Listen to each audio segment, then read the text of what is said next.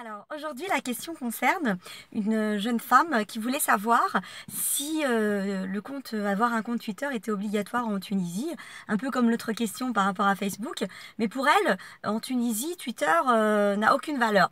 Alors j'aimerais lui dire que tout d'abord c'est un raisonnement qui a du sens si on part de sa cible. Ça veut dire qu'on va voir où est-ce que notre cible est présente.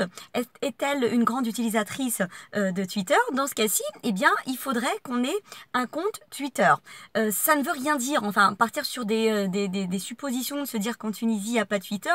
Moi, je vous dis par exemple que dans l'actualité, Twitter a un grand rôle à jouer puisqu'il est, c'est un réseau construit sur le microblogging. Du coup, la viralité est impressionnante et pour les actualités, c'est juste génial. Tout dépend de votre cible. Réfléchissez à qui vous visez.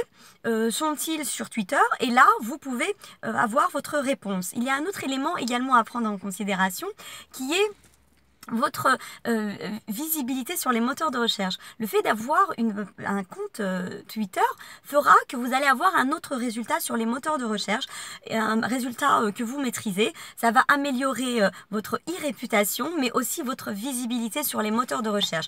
Donc, si vous avez un community manager qui maîtrise Twitter, que vous avez du temps à lui consacrer ce réseau, eh bien, faites-le. Faites-le parce que c'est excellent d'être présent sur plusieurs canaux. Mais si votre activité n'en a pas besoin et que vous n'avez pas le temps, n'embauchez pas un autre community manager juste pour Twitter. Voilà, j'espère avoir répondu à votre question et je vous dis à bientôt. Au revoir.